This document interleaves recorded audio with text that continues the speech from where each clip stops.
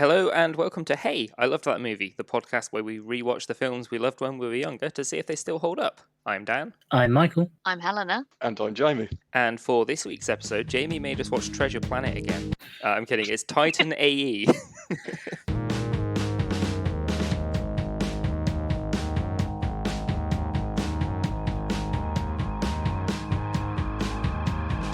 Well, you say that you're kidding. It's basically the same fucking movie.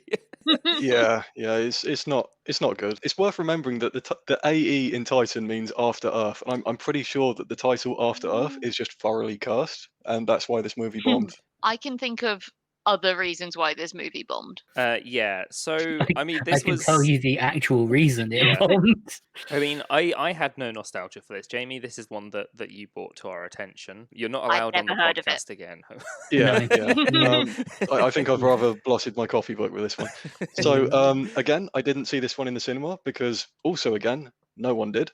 I did see it on the TV, in the optimal format of regular breaks with lots of disruptions to the pacing by adverts. And, I always used to be quite nostalgic about this film because I saw it a long time ago, and I just had vague recollections of the kind of like the top level concept and not much of the actual details of the film, which I kind of remembered as this sci-fi animated post-apocalyptic Earth goes boom kind of like grittier version of Treasure Planet.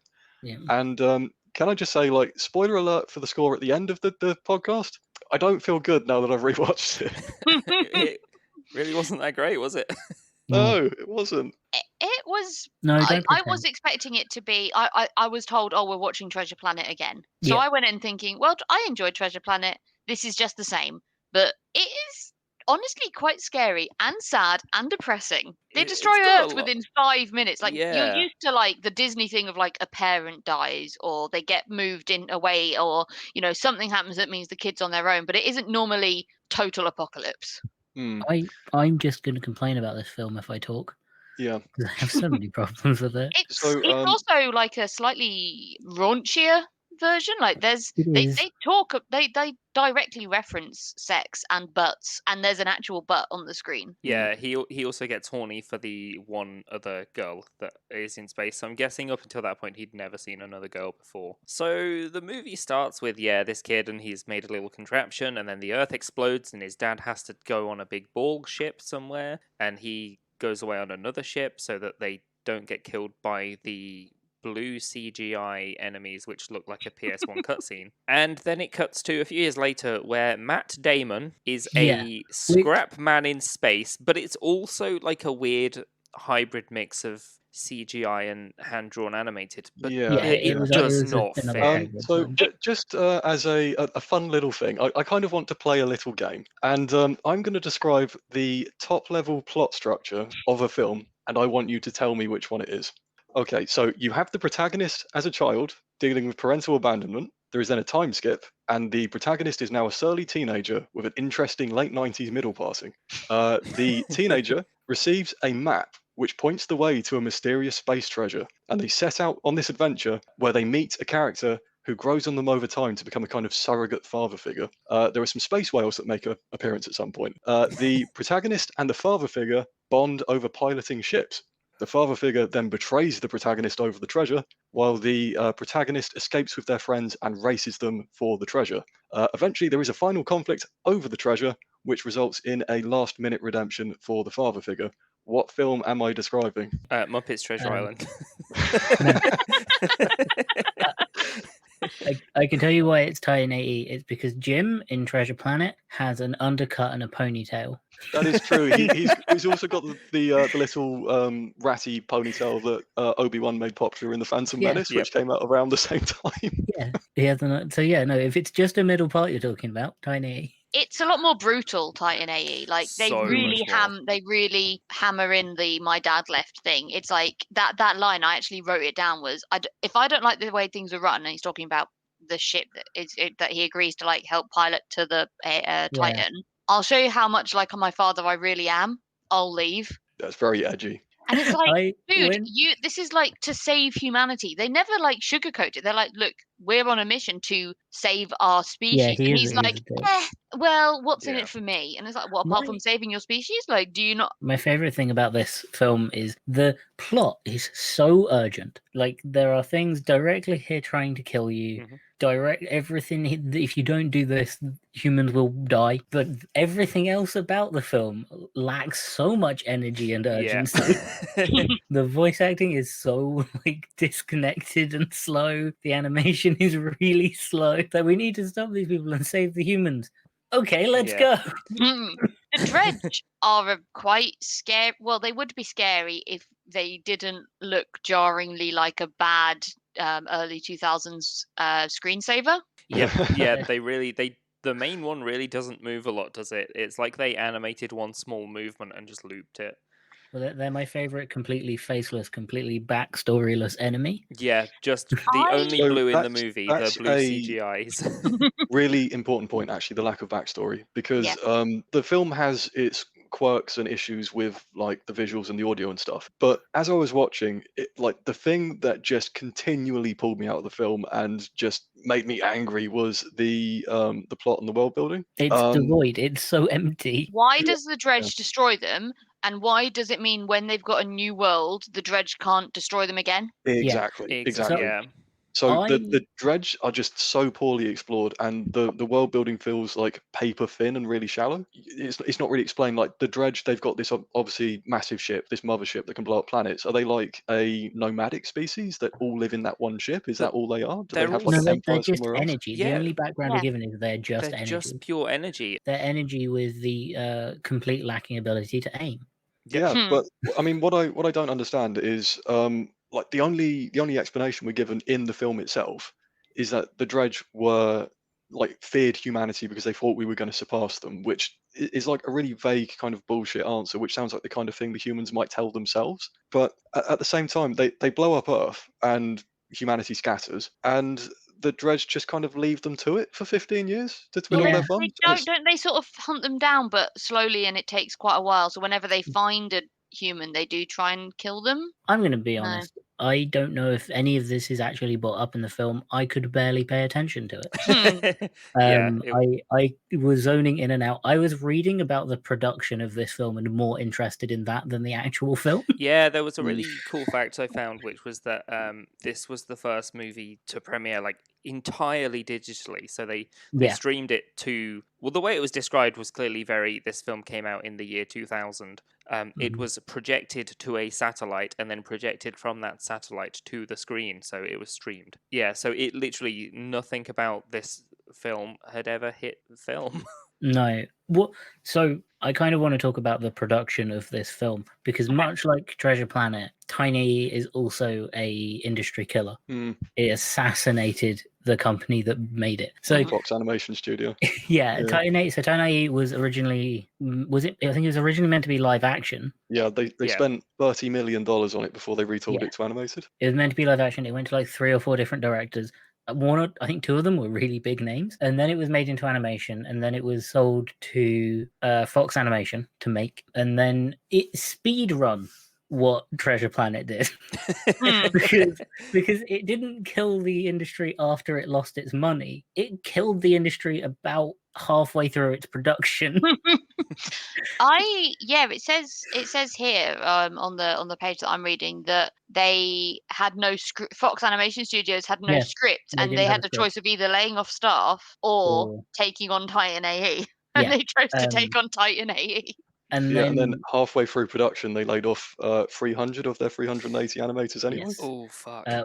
which meant that 50% through the production, the animation of Tiny had to be handed out to 4 different production animation companies That explains. who Mm. did stuff. different, who weren't like working on, oh, we'll do the characters, oh, we'll do the back. No, they were given scenes. They were It also given, like- explains why the art quality is drastically different in some of the different CGI elements. Yeah. Yeah, There's bits where there is very beautiful Treasure Planet-esque merging of what looks like hand drawn and what is clearly I think CGI, computer generated widescreen shots. Yeah. And then there's ones where it looks absolute dog shit. The one that I noticed that looked the worst is at the end when they're Mhm. on Earth The 2 planet. Ice Age Planet Bob.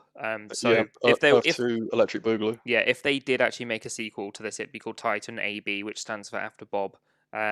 Which was an incredibly When childish they like, blow it joke up that because it sudden- looks like a terrible yeah. PlayStation game. Yeah, that was by far the worst CGI render. That Yeah. landscape just really bad.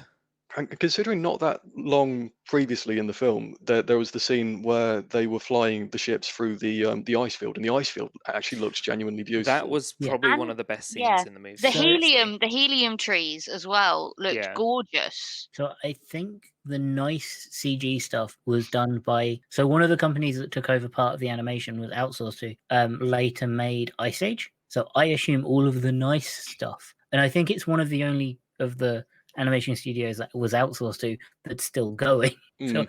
I assume all the nice stuff was done by the team that made Ice Age. Probably. So I've also seen some gossip online, which like probably isn't corroborated in official sources, but like obviously this was a Don Bluth film, you know, like Land Before Time, Anastasia, all that kind of stuff.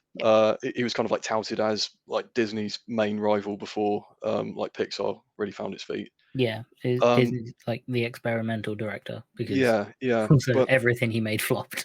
apparently he really didn't like sci-fi, like he wasn't a fan of it, and that caused a lot of conflict with the other production staff because they were getting kind of like back and forth conflicting instructions from Don and the other senior team, which caused a lot of aggravation for the storyboarders and the writers and such. It's not- difficult not to make make it sci-fi when it's about flying spaceships through space and Mm. running away from aliens.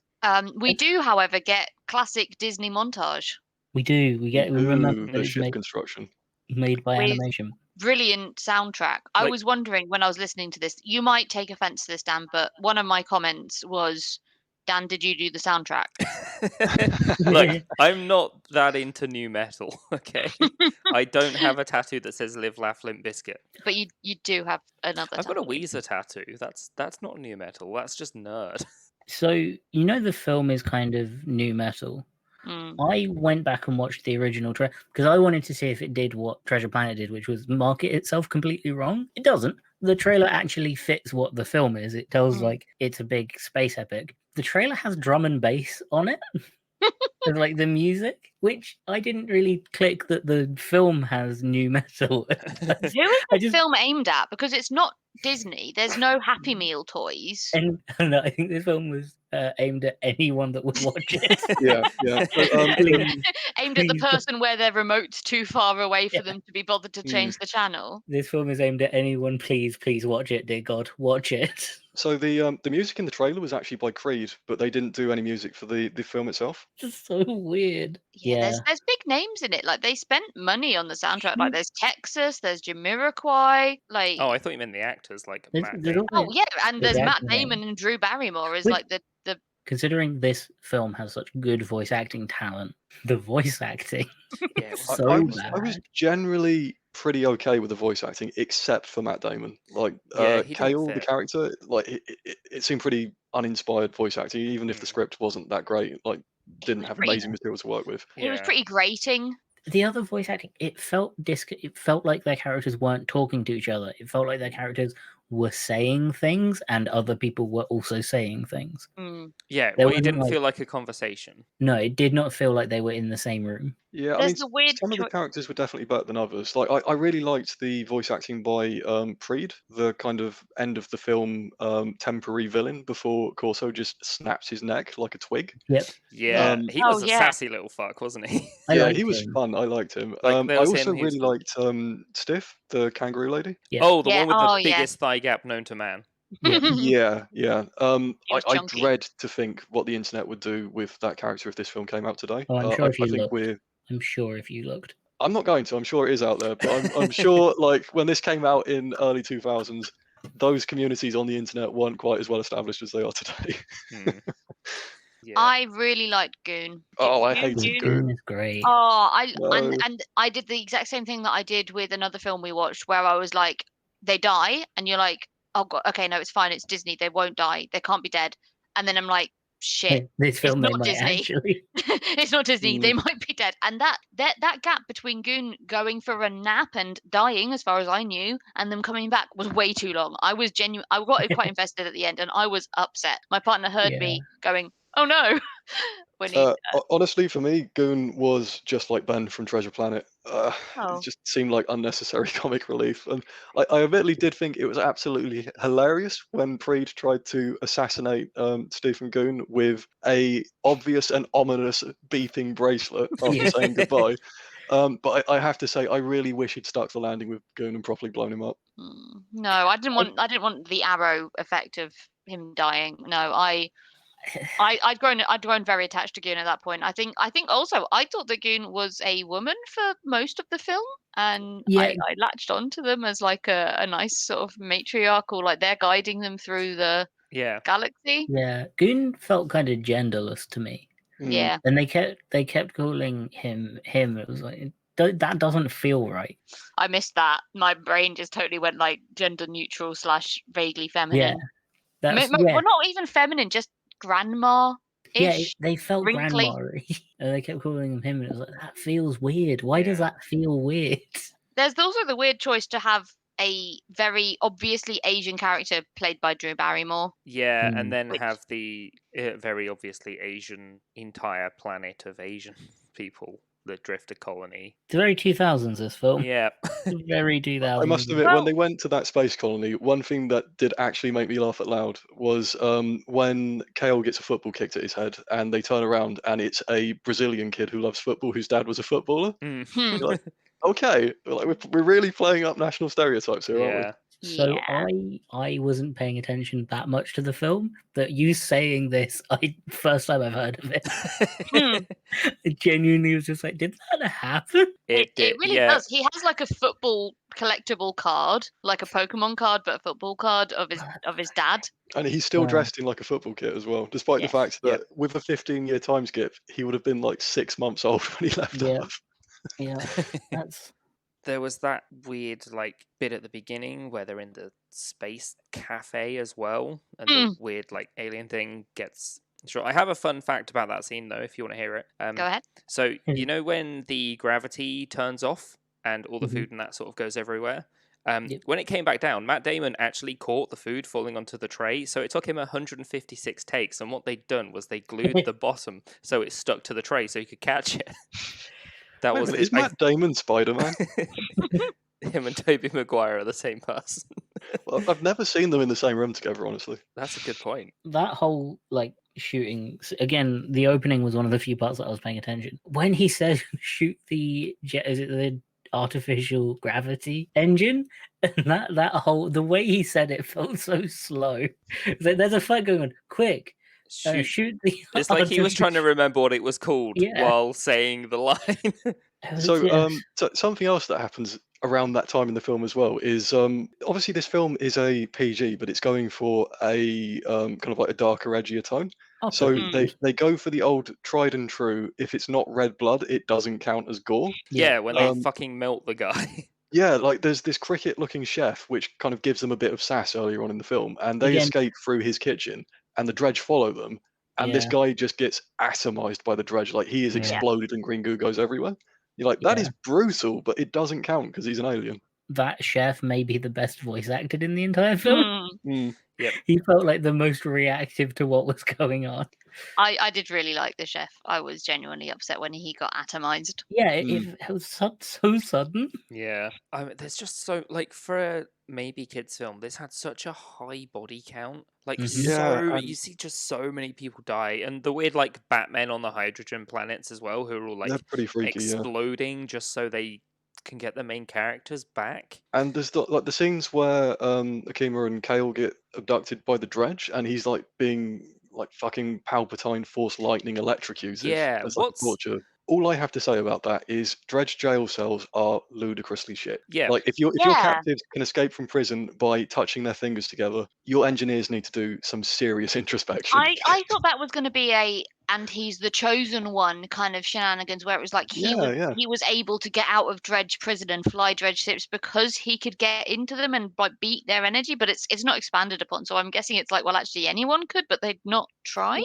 Yeah, or like maybe something to do with that special ring he was wearing, but I think they'd taken that off him. Yeah, the- instead of just putting 2 fingers in and opening it. The ring doesn't. The main character isn't special. No, his dad was. The ring's just like connected to his DNA or some shit. Yeah, Oh, by the way, ring is there's a just- ring in this, and it's a map to a Yeah. planet. The ring is just a storage device that has a DNA code Lock. to unlock it. The main character isn't special. He just happens to be the one that DNA is connected to. So I've got another complaint about the scenes in the Dredge mothership as well. Mm. So obviously Kale escapes by doing the magical dual ET call home trick. He then runs off to the hangar and hijacks one of their ships. Inside the ship, there are no manual controls. Like there isn't a joystick or a steering wheel or anything like that. You just kind of like put your hands on the seat and then it does what you want. Yeah. The Dredge, they're like energy beings, aren't they? Yeah, why So- did they do that?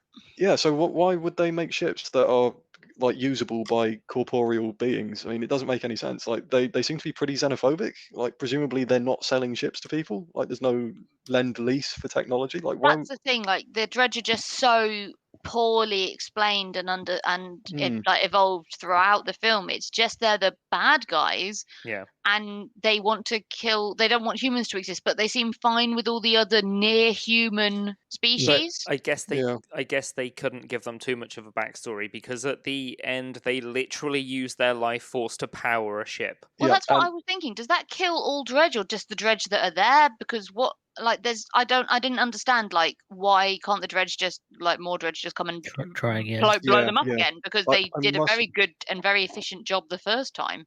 I must admit that whole segment of the film was probably the part that I found the most infuriating and difficult to watch. Like during the intro, we can clearly see that there is this massive evacuation effort underway, and like the military are giving like updates on how far through the defences the Dredge have got. So they've had a fair bit of notice that the Dredge are coming, like enough to get a significant portion of the human race off Earth.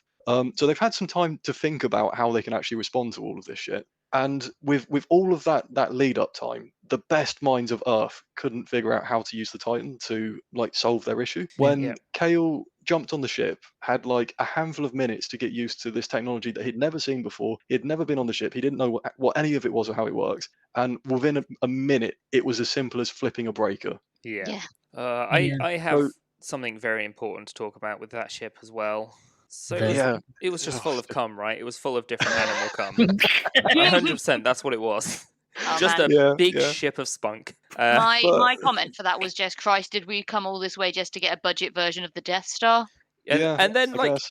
I mean, I think I slightly missed a bit, but so when they do power it up, I assumed that they'll power it up and then they can find a new planet to try and sort of use as Earth. But instead, all the ice seems to disappear, and suddenly there's a new planet there.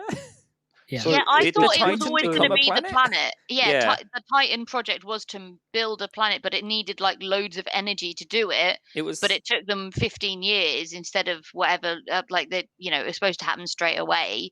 But his Hmm. dad died instead of gone and set it up, so it took the 15 years, and by that point it had drained, and they had to get more energy. They had to make a new Earth before the Dredge could destroy it. yeah.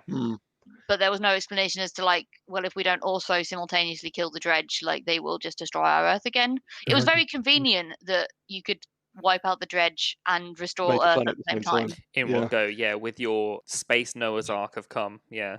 I think the other thing that really annoys me as well is like when the Dredge turn up and they're planning on like harvesting their energy to power the thing up, they shoot the ship with the same energy beam that they used to blow up a planet previously, and that's the power that they absorb. But to me, that's a bit like taking a boulder and firing it at a construction ship with a trebuchet, and the person that you just fired this boulder at catches it and turns it into a house because it's made of stone, so Yeah. that works. It didn't Yeah. quite ring true, did it? Yeah, like you'd think the sheer amount of power this thing is putting out is going to cause you to have a pretty bad day. I don't know if they just hadn't, I don't know, used the cum to fertilize the planet yet or whatever. But there was also like in the horrible, badly CGI animated ending, there's no animals there. It's just like a big empty planet, and I'm like, Oh, Hmm. okay. So have they got plans to like get all the drifter colonies to come here Well, now? I And think Oh, that's y- the plan. So are you talking like go to the planet or well, that's why they like have. fill up the ark again? Yeah, that's why they have all the cum in the spaceship, so they can make some What? new animals. Because they say they've got like a whale and all sorts, don't they? yeah, it's like they've got a tiger and a Yeah. leopard, and like they definitely find Dolphins. like the big cat section. Yeah, exactly. So The so only all they bit I have to do enjoyed, is the only smush them Wait, together. wait. Is this a prequel to Treasure Planet? Is this where all the animal hybrids come from? This is the planet where the treasure's hidden on. Oh god, and just like the poor guy, the poor dad is just rolling in his grave like, no, that's not what you were supposed to use the animal cum for. What have you It's like, done? it's like, son, why did you release the cat girls from the internet? They should not exist. So what did hold up to memory, Jamie? Anything?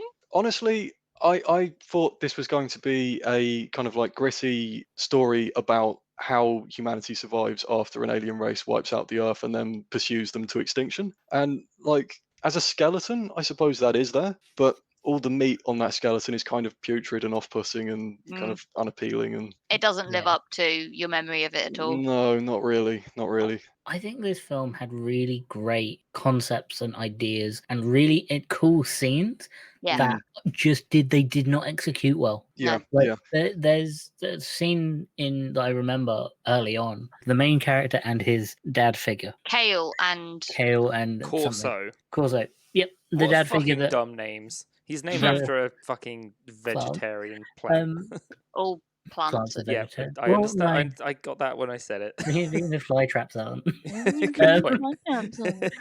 Yeah, when those two, which at no point did the main character go, "Oh, maybe this guy's a villain." He Hmm. feels like a villain. Yeah, can we take a moment to talk about Corso as well? Because Yeah. like that was the dumbest betrayal arc I have seen in any film in a long time. Like he obviously has this grand criminal conspiracy with the Dredge to turn over the Titan for personal profit question mark. And he knows that the crew are around because they're doing errands and stuff, and he decides to like fucking Zoom call the Dredge Queen and scream at her about their nefarious plans with his door open. He isn't the Like, best of dude, come people. on. I mean, it's like discussing your mutiny and not knowing where the person and people you're mutineering against are not going to be listening in a small crack. At least Jim was hidden somewhere he wasn't supposed to be. Yeah. Yeah, not just Really? outside the door. These people were exactly where they were expected to be. Yeah, which was like the direct route to the ship's exit. It's where you, Yeah. it's the main thoroughfare. It also has that really annoying, like, Corso snaps Preed's neck, but then really struggles to kill Kale. He did Kind get of plot armor Preed thing. by surprise. Also, Preed doesn't look like the strongest of creatures. He's a bit of a It's weedy guy. also really, really funny that when his neck snaps, it's like his jaw disappears and his tongue flies out, which it really cracked me up. I don't know why. It's not just me, right? Preed is absolutely gay coded, right? I mean, I just thought he was a fun, sassy villain, but I guess He's got, like, He most was camp definitely very energy. sassy. He's got like camp energy. Is it like the clothes and the expressions? Yeah, I don't know why. I just kept reading it as that, and it just felt weird. I I really liked him as a character. Probably my favorite character, he was the most interesting looking. and had some of the better voice acting. Both Preed and I really don't want to call her Stiff because that doesn't seem right. I think that is actually her name though, the kangaroo lady. Yeah. Like the two of them were probably some of the more interesting crew characters, but they were also really quite underutilized compared to what it could have been. Like even so, on the point of the crew, like obviously this was Corso's ship, so he owned the ship, he assembled the crew. He had this like plot boiling in the background about selling the Titan out to the Dredge, but only one of the crew members was on board with that plot. But he hand selected this crew. Why would he pick people that were like diametrically opposed to his objectives? I mean, like obviously Kale is For the cult. understandable because they need his blood. It doesn't really matter what he actually thinks about the issue. I think they do say that he like Corso has been hunting down Kale for 15 years essentially. So maybe this is more of a crew of circumstance of like he needed people that were willing to go with him on, I guess, various filler missions. That's true. Yeah, that is true. And you know, I guess it was just easier to have these people think that they were doing something legit rather than just spending time until he could find the kid. So Yeah. I have some surprise bonus Titan AE content as well. Yeah. Go It on. turns out there is a 3-part prequel comic as well, and Hmm. I happened to have a browse through this as well just to see what kind of train wreck this was going to be. I mean, yeah, because there's no actual story in the film. It has to be somewhere. Yeah, Like, it's it you know has to they be somewhere. neatly compartmentalize that outside the actual film Yeah. itself, and it does actually provide some additional background about the Dredge and their motivations, Oh, wow. Yeah, Honestly, wasn't yeah. expecting that. and it makes everything so much worse. Oh, no.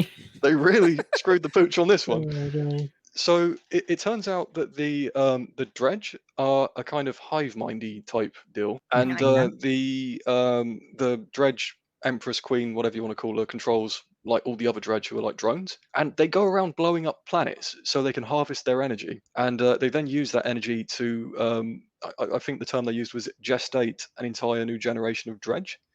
Ah. So Oh, no. the reason this really rubbed me the wrong way is because they went and singled out humanity because of the Titan Project. The Titan Project is a thing that creates new planets, the things that they eat that are a core part of their life cycle. They could have Also, come to a better agreement, surely. Yeah, isn't Yeah. it in their interest to have like a steady stream of like organic, like garden fresh planets that they could farm?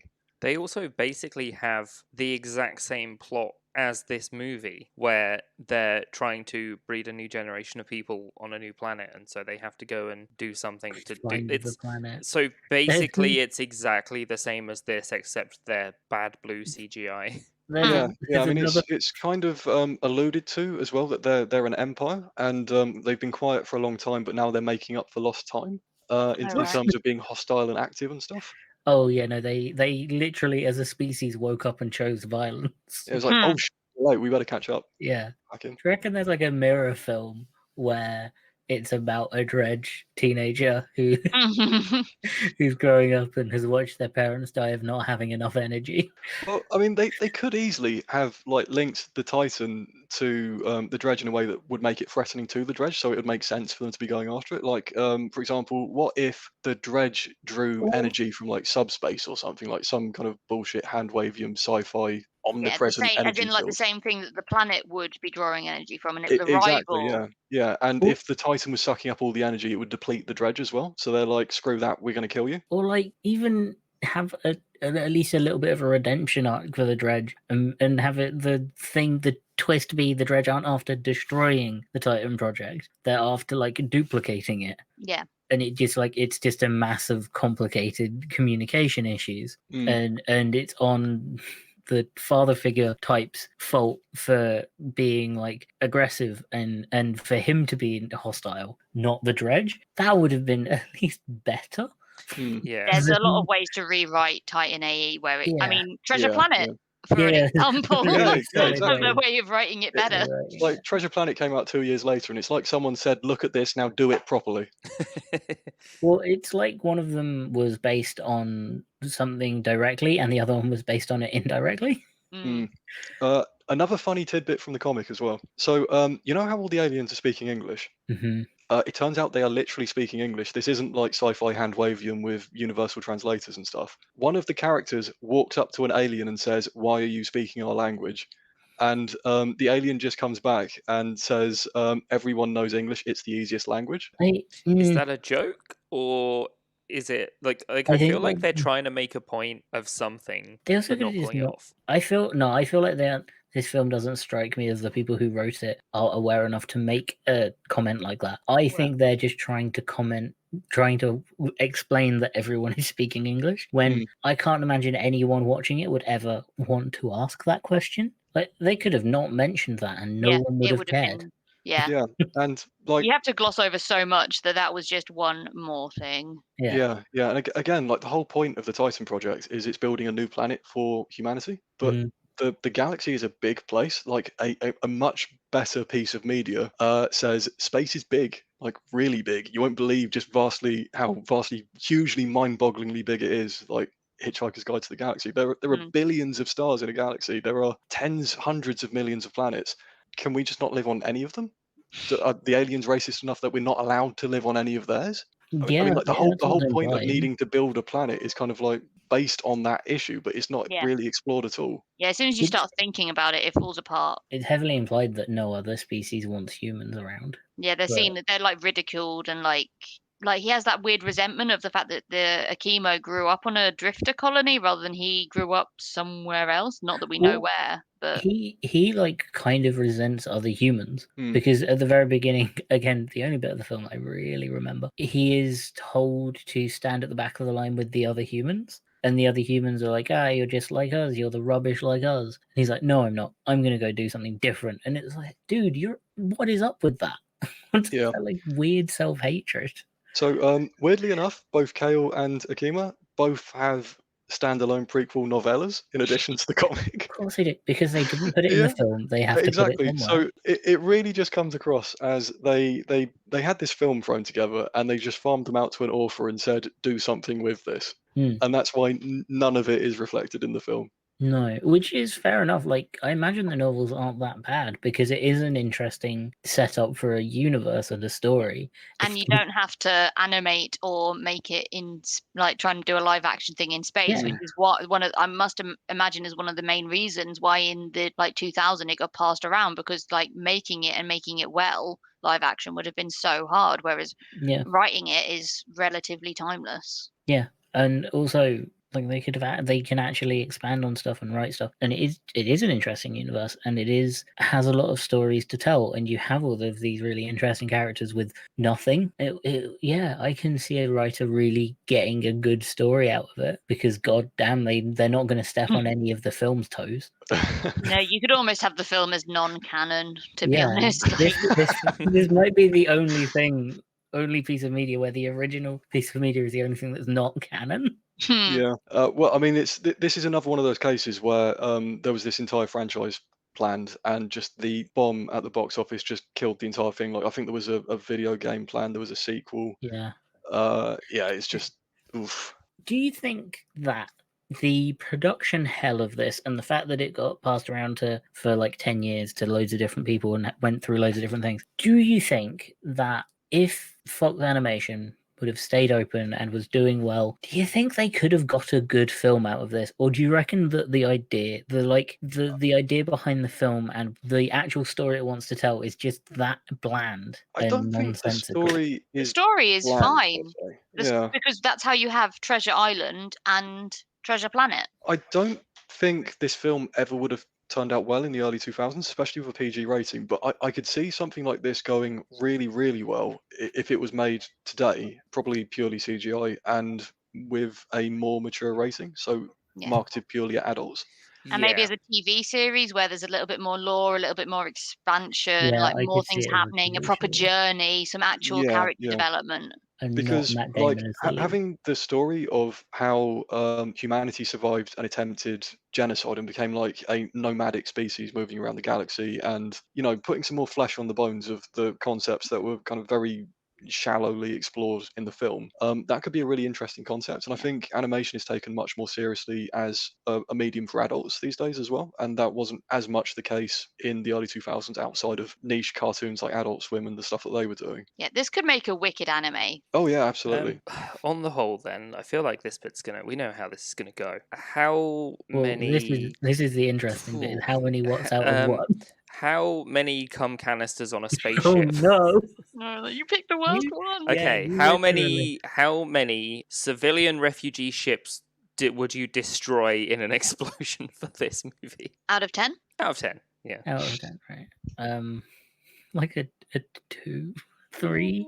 There's a little bit of potential, but it's not good. It's very boring. It's incredibly slow, and nothing much happens. But The only bit I held my breath for was when I didn't know if Goon was dead or not, and then they weren't, and then I stopped caring again.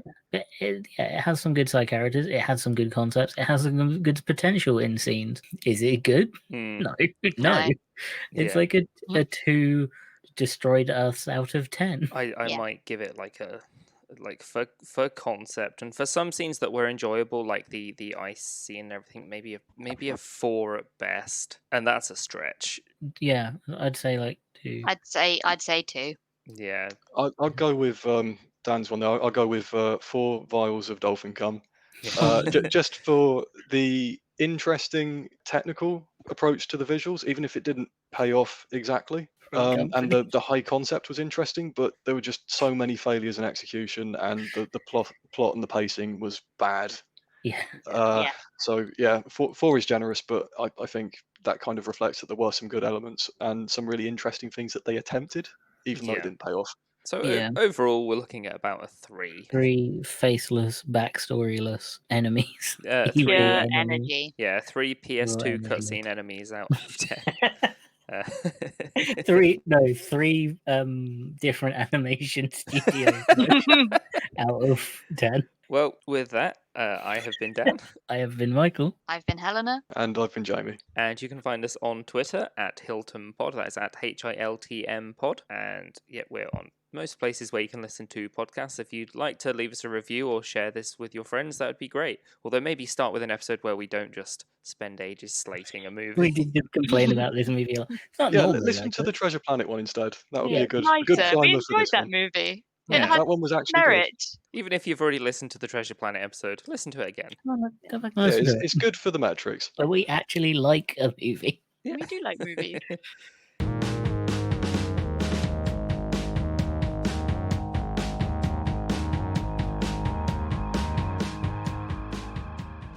There are some great voice acting names in this film, and yet none of them are good voice actors in this film. Shall we stop for the dog? Yeah, I think your dog wants to be in this episode. I think she stopped. Bark. Yeah.